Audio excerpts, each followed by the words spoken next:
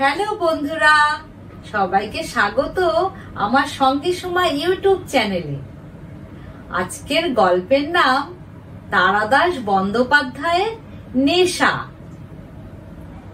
অভিরাম বলল, না, আপনি অন্যত্র চেষ্টা করে দেখুন। 10 আঙ্গুলে 8খানা আংটি পরা সিল্কের পাঞ্জাবি গায়ে লোকটা কেমন একটু অবাক হয়ে তাকালো। যদি ডবল দিই 4000 টাকার কথা হচ্ছে না, কাজটা আমি করব না। পাশে রাখা কোদাল হাতে উঠে দাঁড়ালো অভিরাম। লোকটা তখন বলল, 6000 পর্যন্ত উঠতে পারি। অভিরাম বলল, আমি এখন বাগান কোপাবো, কাল লঙ্কার চারা লাগাতে হবে, আপনি আসুন। লোকটা এবার সহজভাবেই উঠে দাঁড়ালো, হালকা চালে বলল, আমাকে ফিরিয়ে ভালো করলে না অভিরাম, কাজটা করে দিলেই পারতে। এবার অভিরাম সত্যি হাসলো, বলল, ভয় দেখাচ্ছেন নাকি? ওতে লাভ নেই। এ তল্লাটে যারা নিকাশি কাজ করে তারা আমার গায়ে কেউ হাত দেবে না। আমার কাছেই সবার শিক্ষাদান। আমরা যারা এইসব নোংরা কাজ করি আমাদের মধ্যে বেশ একটা ভালোবাসা আছে, আপনাদের মতো নয়। আমরা কেউ কারো সঙ্গে বেইমানি করি না। তাছাড়া যেদিন এ কাজে নেমেছি মরার ভয় ছেড়েই নেমেছি। বিড়িতে শেষ দুটো শুকটান দিয়ে বলল, যান, বাড়ি যান। অভিরামরা 2 পুরুষে এই কাজ করছে। বাপকে বেশি দিন পায়নি, কিন্তু বাপের সব গুণগুলো পেয়েছিল। নিখুঁত সময়বোধ, শক্ত স্নায়ু এবং কোন কাজটা করবে আর কোনটা করবে না এই বোধ ছাড়াও অন্য একটা গুণ বিশেষ প্রয়োজন, সেটা হলো উদাসীনতা। অভিরাম মনে প্রাণে বিশ্বাস করে এটা একরকম ব্যবসা। অন্য ব্যবসায় মূলধন টাকা, এই ব্যবসায় মূলধন সাহস। একজনকে খতম করার জন্য আরেকজনকে তাকে টাকা দিচ্ছে। এতে মনের দিক দিয়ে তার জড়িয়ে পড়বার কোনো কারণ নেই। যাকে সরাতে হবে দিনের পর দিন তার গতিবিধি লক্ষ্য করে, অভ্যেসগুলো বিচার করে চক্রাকারে উঠতে উঠতে বাজ পাখি যেমন তার বৃত্তকে ক্রমশ ছোট করে আনে, তারপর লাফিয়ে পড়ে শিকারের ওপর, তেমনি অভিরাম বহু পরিশ্রম আর পর্যবেক্ষণের ফল হিসেবে যখন শিকারকে হাতের মুঠোয় পায় তখন তার মনে নিষ্ঠুরতা নেই, হিংসা নেই, ক্রোধ নেই, আছে শুধু পরিষ্কারভাবে কাজ শেষ করার চমৎকার আনন্দ। প্রতিটি হত্যার পর তার মনে আশ্চর্য প্রশান্তি ছড়িয়ে পড়ে। কাজ শেষ হতে দেরি হলে কিংবা বাধা পড়লে ভয়ানক বিরক্তি জন্মায়। জীবনের 2য় কি 3য় কাজের কথা এখনো মনে পড়ে। তখন নতুন হাত, ভোজালি ঠিক মতো চালাতে পারেনি। কচুবনের পাশে লোকটা পড়ে গোঙাচ্ছিল। কাটা জায়গা দিয়ে নাড়িভুড়ি বেরিয়ে এসেছে, রক্তে ভেসে যাচ্ছে জমি, তবু বেটা মরে না। এক মুঠো ঘাস ছিঁড়ে ভোজালি মুছতে মুছতে নিষ্ক্রিয়ভাবে দেখছিল অভিরাম। সমস্ত ব্যাপারটা শেষ হতে বড্ড দেরি হচ্ছে দেখে মজুমদারের ভাঙা ভিতর থেকে একটানা থানি টেনে তাই দিয়ে লোকটার মাথা থেতলে দেয় সে। এইখানেই উদাসীনতার কথা এসে যায়। থানিটির একটা ঘাই যথেষ্ট ছিল, কিন্তু দেখা যাচ্ছে লোকটার কড়া জান। যদি আবার জ্ঞান ফিরে পেয়ে নাড়িভুড়ি হাতে নিয়ে হাসপাতালে গিয়ে হাজির হয়, এমন কাণ্ডের কথা সমব্যবসায়ীদের কাছে শুনেছে অভিরাম। তাতে অবশ্য তার কিছু আসে যায় না, কারণ অন্ধকারে আচমকা পেছন থেকে মুখ চেপে ধরে ছুরি চালিয়েছিল সে। লোকটা তার মুখ দেখতে পায়নি, কাজেই তার নাম ফাঁস করে দেওয়ার সম্ভাবনা নেই। কিন্তু সেটাই বড় কথা নয়। এমন ঘটলে কাজটা সুচারুভাবে নিষ্পন্ন হবে না যে কাজের জন্য সে টাকা নিয়েছে। কাজেই খুব শান্তভাবে উবু হয়ে বসে 8-10টা ঘা দিয়ে সন্ধ্যাতীত ভাবে কাজ শেষ করলো অভিরাম। তারপর নিজের নিঃসঙ্গ ঝুপড়িতে ফিরে খাস জনতা স্টোভ জ্বালিয়ে চায়ের জল বসালো সে। অভিরাম খুবই আশ্চর্যের ব্যাপার, মদ খায় না, অন্য কোনো নেশাও করে না, কিন্তু মনে খুব আনন্দ হলে তক্ষুনি তার চা খাওয়া চাই। দোকানের চায় তার পোষায় না। সে চা তৈরি হবে শুধু মোষের দুধ দিয়ে। দুধ ফোটানোর সময় তাতে ফেলতে হবে ছোট এলাচ, তেজপাতা আর দারচিনি। অথচ প্রতিবার হরতার পর মনে যে অদ্ভুত আনন্দ হয়, সেটাকে পরিপূর্ণভাবে উপভোগ করতে চা চাই চাই। এই ঝুপড়িতে অনেক দিনের বাস অভিরামের। তার বউ আছে, ছেলে আছে, তারা সব থাকে দেশের বাড়িতে। এখানে তারা কখনো আসে না। মেয়ের বিয়ে দিয়েছে বছর 5 আগে। জামাই কলকাতা শিলিগুড়ি লাইনে ভারী ট্রাক চালায়। দেশে যে টাকা পাঠায় অভিরাম, তা দিয়ে বউয়ের নামে বেশ কিছু জমি কেনা হয়েছে। ছেলে সে জমি চাষ করে। সম্প্রতি মুরগির চাষ করবে বলে তোড়জোড় করছে। ভালো, দুপুরও সেইভাবে গেল। ছেলেকে এ ব্যবসায় এনে লাভ নেই। আজকাল দিন বদলেছে, কাজে ঝুঁকিও আগের চেয়ে বেশি। চাষের কাজ করে ছেলেটাও কেমন নরম ধাতের হয়ে পড়েছে। বোঝালি চালাতে পারবে বলে বিশ্বাস হয় না। যাক, সে যা রেখে যাচ্ছে, বুদ্ধি করে খেলে ছেলের কষ্ট হবে না। ঘন ঘন কাজ নেয় না অভিরাম। লোভ করলে মৃত্যু। নেহাত চেনা লোকের সুপারিশ নিয়ে না এলে সে কাজ হাতে নেয় না। ডবল টাকা কবুল করলেও অচেনা মানুষের কাজ নেবে না অভিরাম। চারিদিকে কত শত্রু, কে কোথায় ফাঁদ পেতে আছে কে জানে। বছরে খুব বেশি হলে 5-6টা কাজ করে সে। তার দর চড়া বলে সামান্য কাজেই পুষিয়ে যায়। আর অভিরামের সততার খ্যাতি আছে। টাকা দিলে কাজ হবেই। বাকি সময়টা অভিরাম পাম্প সেট সারানো, গ্যাস ওয়েল্ডিং ইত্যাদি কাজ করে। শেষ বড় কাজ সে করেছে মাস 2 আগে। কথাবার্তা হবার দিনটার কথা এখনো ছবির মতো ভাসছে চোখের সামনে। সারাদিন আকাশ মেঘলা, টিপ টিপ বৃষ্টি পড়ছে। সন্ধ্যে থেকে বেশ ঝুপঝুপ করে নামলো বৃষ্টি। স্টেশন চত্বরের হোটেল থেকে মাটির ভাঁড়ে কষা মাংস আর খবরের কাগজে জড়িয়ে 8খানা রুটি নিয়ে এসেছিল। সেগুলো সাবার করে 1 লোটা জল খেয়ে শোবার উদ্যোগ করতে লাগলো অভিরাম। বিছানার পাশে শুয়ে রাখলো তেল চুকচুকে লাঠিটা। বালিশের তলায় গুজে রাখলো ধারালো ভোজালি। তার ঘুম খুব হালকা। এই দুটো জিনিস হাতের কাছে থাকলে 10 জন মানুষেও তার কোনো ক্ষতি করতে পারবে না। একটু আগে চরখালির বিলের ওপর দিয়ে 10টার লোকাল যাবার শব্দ পাওয়া গিয়েছে। আর রাত না করে এবার শুয়ে পড়াই ভালো। দরজায় টকটক আওয়াজ। নিমেষে ঘুমের চটকা কেটে গেল। লাঠি উঠে এলো হাতে। সমস্ত দেহ সম্ভাবিত বিপদের আশঙ্কায় টান টান, প্রস্তুত। কে? দরজা খোলো। এক হাতে লাঠি ধরে অন্য হাতে বালিশের তলা থেকে ভোজালি বের করে নিল অভিরাম। বলল, এখন দরজা খোলা যাবে না, ভাগো। আমি লাল সর্দারের কাছ থেকে আসছি, নিশানি আছে। লাল সর্দার অভিরামের ঘনিষ্ঠ বন্ধু সে। এই জেলার উত্তর অংশে তার আধিপত্য। বিছানা থেকে উঠে দরজার কাছে যায় অভিরাম। বলে, সঙ্গে টর্চ আছে? আছে। হাতে নিশানি নিয়ে তার ওপর টর্চ ফেলো। দরজার ফুটোয় চোখ রাখে সে। হ্যাঁ, টর্চের উজ্জ্বল আলোকবৃত্তের নিচে হাতের তালুতে চকচক করছে অর্ধচন্দ্রাকৃতি একটা ধাতব পদার্থ। ভালো করে তাকালে বোঝা যায় অর্ধেক করে কাটা একটা রূপোর টাকা। লাল সর্দারের দলের চিহ্ন। দরজা খুলে আগন্তুককে ভেতরে এনে বসালো অভিরাম।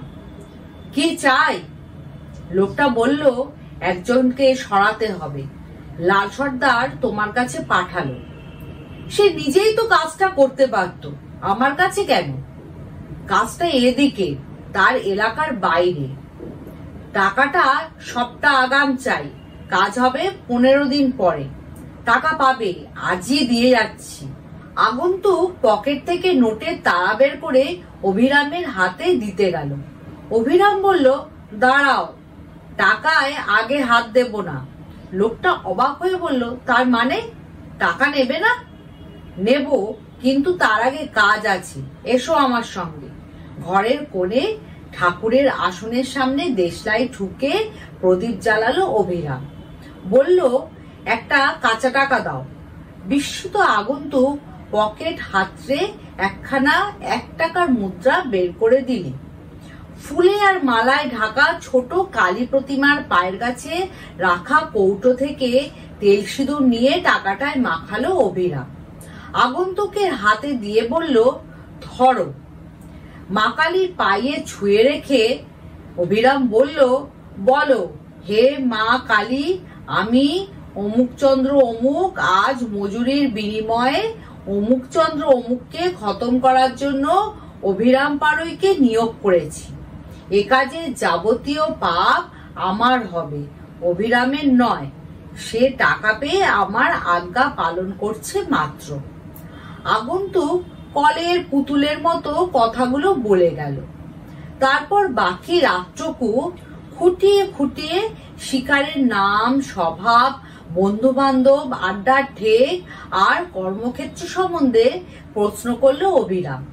ভোরের দিকে দরজা খুলে দিয়ে বলল, যাও, কাজ হয়ে যাবে। আমার কাছে আর আসবার দরকার নেই।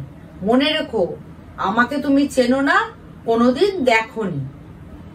কেবল একটা প্রশ্নই অভিরাম করেনি, কেন লোকটা শিকারকে মারতে চায়। এ বিষয়ে তার কোনো কৌতূহল নেই। ঝগড়া অন্যের, কাজটা তার। একদিন রাত্রিরে কাজটা হয়েও গেল। শনিবার বিকেলে নিয়ম করে শিকার যায় শহরের বাইরে সন্ন্যাসী বাগানে হিন্দুস্তানি মহল্লায়। কি সব কথাবার্তা বলে ফেরে অনেক রাত্রিরে। অভিরাম আবছা আবছা টের পেয়েছিল ঝগড়াটা ভাগাভাগি নিয়ে। বর্ডারের ওদিক থেকে মাল আসছে, ক্যামেরা, শাড়ি, ভিডিও, ঘড়ি, আরো হরেক রকম মালপত্র। তার লাভের বখরা নিয়ে এখন মতান্তর হচ্ছে। শিকার চাইছে আলাদা বিজনেস করতে। দলের অন্য লোকেরা ছাড়বে কেন? তাদের সুলুক সন্ধান জেনে নিয়ে শিকার যদি এখন বিশ্বাসঘাতকতা করে, এ লাইনে সর্বদাই রেশারেশি। সন্ন্যাসী বাগান থেকে বেরিয়ে এসে পথ যেখানে প্রথম বাঁক নিয়েছে, সেই নির্জন জায়গায় কাজ সেরে ফেললো অভিরাম। চৌকিতে তার হাত এখন অভিজ্ঞতায় পাকা। সব মিলিয়ে মিনিট খানেকের মামলা। আশ্চর্য এক ব্যাপার ঘটল দিন 3 পরে। শহরের শম্ভু মিস্ত্রির গ্যারেজে গ্যাস ওয়েল্ডিং এর কাজ করছিল সে। দুপুরে কাজ থামিয়ে শম্ভু বাড়ি গেল খেতে। যাবার সময় 4টে টাকা তাকে দিয়ে বলে গেল, তুমিও কিছু খেয়ে নাও, 1 ঘন্টা পরে এলেই হবে। টাকাটা পকেটে পুরে হোটেলে যাবার জন্য একটা শর্টকাট পথ ধরেছিল অভিরাম। হঠাৎ একটা জটলা দেখে সে কৌতূহলী হয়ে দাঁড়িয়ে পড়ল। টিনের চালওয়ালা ছোট্ট একখানা বাড়ির সামনে 15-20 জন নারী পুরুষের ভিড়। তারা নিজেদের মধ্যে কি বলা বলি করছে। ভিড়ের বৃত্তের মধ্য থেকে ভেসে আসছে কান্নার শব্দ, মেয়ের গলা। এমনিতে কোনো পথ চলতি ব্যাপারে নাক গলায় না অভিরাম। আজ হঠাৎ কি হলো? ভিড়ের পেছন থেকে উকি দিয়ে দেখতে গেল ঘটনাটা কি। বাড়ির দরজায় সিঁড়ির ধাপের উপর বসে হাপুস নয়নে কাঁদছে বছর 40 বয়সের একজন মেয়ে ছেলে। মাঝে মাঝে বুক চাপড়াচ্ছে। পাশে বসে আছে ইজের পড়া খালি গা একটা বাচ্চা। সে মাঝে মাঝে অবাক হয়ে কন্দনরতা নারীটির দিকে আর একবার জমায়েত হওয়া ভিড়ের দিকে তাকাচ্ছে। শোকের কান্নার ভাষা বোঝা কঠিন। অভিরাম ব্যাপারটা ভালো বুঝতে পারল না। পাশের লোকটিকে জিজ্ঞেস করলো, কি হয়েছে ভাই এখানে? লোকটি বলল, এর ছেলে খুন হয়েছে। ওই যে সন্ন্যাসী বাগানে একটা লাশ পাওয়া গিয়েছে না কদিন আগে। সেই লাশের বিধবা মা আর ওই ছেলে। লাশের বউ অজ্ঞান হয়ে ঘরের ভেতরে পড়ে আছে। 18 বছর বয়স। আহা, গেঞ্জি কলে কাজ করে মা আর বউকে খাওয়াচ্ছিল। আরো কি সব বলে চলল লোকটা। অভিরাম তখন আর শুনছিল না। সে এক দৃষ্টে তাকিয়েছিল মেয়ে ছেলেটার দিকে, ছোট্ট বাচ্চাটার দিকে। কেন সে মরতে দাঁড়িয়ে পড়ে ব্যাপারটা কি জিজ্ঞেস করতে গিয়েছিল? চলে গেলেই হতো। কিছুক্ষণ নির্নিমেষ চোখে তাকিয়ে থেকে সে আস্তে আস্তে করে সরে এলো বটে, কিন্তু তার ভেতরে কি একটা জিনিস যেন গোলমাল হয়ে গেল। নিজের কাজ সে এতদিন করেছে মনের আনন্দে, কর্তব্য ভেবে। কৃতকর্মের পরবর্তী ঘটনাবলী কখনো চোখের সামনে দেখেনি। তার প্রত্যেকটি কাজের পর কোথাও না কোথাও এমন একটা কিছু ঘটে। তাহলে এই রকম কান্না আর হাহাকার? আশ্চর্য, সে তো বোকা নয়। এটা তো তার আগেই বোঝা উচিত ছিল। কখনো তবু মাথায় আসেনি কেন? গেঞ্জি কলে কাজ করে মা আর বউকে খাওয়াতো। তার মানে তারই মতো দশা। সবাই যেমন জানে সে মিস্ত্রির কাজ করে। অভিরাম আদৌ নরম ধাতের লোক নয়। কল্পনা শক্তির লেশমাত্র তার মধ্যে নেই। তবু সে কি করে যেন নিজেকে শিকারীর বদলে শিকারের জায়গায় বসিয়ে ফেলল। যদি তার বউ অথবা তার ছেলে যদি রাত্রিরে বাড়ি ফেরবার পথে। গত 3 মাসে দুটো ভালো কাজ ফিরিয়ে দিয়েছে অভিরাম। আর কাজ করবে না এ সিদ্ধান্ত যেমন সে নেয়নি, তেমনি এখন কাজ করতে ইচ্ছে করছে না। সে কথাও ঠিক। বেশ কিছু জমি কেনা আছে, বরং দেশে ফিরে গিয়ে মনোযোগ দিয়ে চাষবাস করবে। তবে কিছুদিন পরে, এখনই নয়। অনেক দিন এখানে বাস করছে। অকস্মাৎ জিনিসপত্র গুছিয়ে বাড়ি চলে গেলে লোকের মনে নানা রকম সন্দেহ জাগবে। ততদিন উঠোন কুপিয়ে লঙ্কা আর বেগুনের চাষ করা যাক। কিন্তু সময় যাওয়ার সঙ্গে একটু একটু করে পুরনো ক্ষুধাটা আবার জেগে উঠতে লাগলো। শুধু বেগুনের চাষ করে কি জীবন কাটে? যে একবার ভয়ঙ্করতম কাজে নিজেকে লিপ্ত করেছে, নির্জন রাত্রিরে অন্ধকারের গুণ্ঠনে গা ঢেকে লৌহ কঠিন হাতের পেশনের মধ্যে অনুভব করেছে হতভাগ্য শিকারের ক্রমক্ষীয়মান জীবন স্পন্দন, চাষের মতো শান্ত বৃত্তি তার জন্য নয়। জীবন যেন কেমন পানসে পানসে লাগে। হত্যার পরেই সারা দেহে আর মনে সে অপূর্ব তৃপ্তি কতদিন সে অনুভব করেনি। সেই সময়টা নিজেকে যেন ভগবানের মতো লাগে। এর পরের কাজটা বরং সে নিয়েই নেবে। পাপ আর কি বাড়বে তার? অপরাধী বা কতটা বাড়বে? একটা বেশি খুন করলে কি একবার বেশি ফাঁসি হয়? রক্তের নেশা তার রক্তের মধ্যে মিশে গিয়েছে। সে ছাড়লেও নেশাটাকে তাকে ছাড়বে না।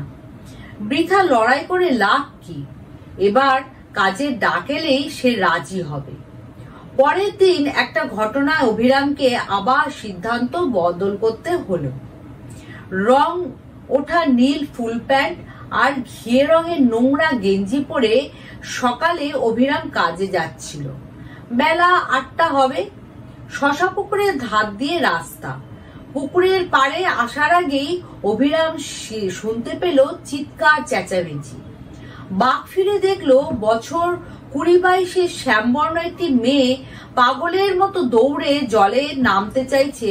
তাকে বাধা দিচ্ছে রায়পাড়ার বুড়ো পুরোহিত।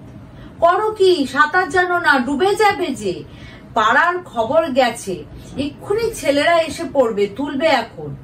মেয়েটি হাত ছাড়াবার চেষ্টা করতে করতে বলল, ওগো, ততক্ষণে আমার খোকা মরে যাবে, আমায় ছেড়ে দাও। পাড় থেকে বেশ কিছুটা দূরে জলের ওপর একজোড়া হাত ভেসে উঠে ব্যর্থ প্রত্যাশায় শূন্য আঁকড়ে ধরার চেষ্টা করে পরক্ষণেই আবার ডুবে গেল। এক মুহূর্তের মধ্যে সমস্ত পরিস্থিতি বুঝে নিল অভিরাম। মেয়েটি এর ভেতরে বৃদ্ধের হাত ছাড়িয়ে নিয়েছে। তার কাছে গিয়ে অভিরাম ধমক দিল, চুপ করে দাঁড়াও। চোখের নিমেষে গেঞ্জিটা খুলে জলে লাফিয়ে পড়ল অভিরাম। তার দেশের বাড়ির গ্রামে 17টা পুকুর আর দুদিকে 2টো নদী। মাছকে সে সাঁতার শেখাতে পারে। সবল হাতে জল কেটে এগিয়ে গিয়ে জোরে দম নিয়ে ডুব দিল। না, ছেলেটা বহুত নিচে তলিয়েছে। এবার ডুব দিয়ে একেবারে তলায় চলে গেল অভিরাম। হ্যাঁ, ঠেকেছে হাতে। চুলের গোছা শক্ত মুঠোয় ধরে এক হাতে ছেলেটাকে ভাসিয়ে রেখে পাড়ে নিয়ে এলো সে। ততক্ষণে পাড়ার ব্যায়াম সমিতির ছেলেরা এসে পড়েছে হৈ হৈ করে। ছেলেটাকে উপুর করে শুয়ে একজন পিঠ চেপে পেটের জল বের করতে লাগলো। মেয়েটি পাথর হয়ে দাঁড়িয়ে আছে। তাকে আস্তে আস্তে বলল অভিরাম, ভয় নেই, বেশি জল খাইনি, এক্ষুনি ঠিক হয়ে যাবে। ছেলেটা নড়ে উঠে চোখ মেলার পর গেঞ্জি দিয়ে গা মাথা মুছে নিঃশব্দে সেখান থেকে চলে এলো অভিরাম। কেউ তাকে খেয়াল করলো না। কি আশ্চর্য! মনে তার সেই অদ্ভুত তৃপ্তিটা, সেই কাজ করার পর যেমনটা পাওয়া যেত, অন্যভাবেও এই আনন্দ আসে তাহলে? কাজে না গিয়ে বাড়ির দিকে ফিরল অভিরাম। এক্ষুনি খাঁটি দুধ দিয়ে বড় 1 গ্লাস চা বানিয়ে খেতে হবে। কেমন লাগলো আজকের গল্প? আজকে তাহলে চলি, আবার আসবো নতুন গল্প নিয়ে।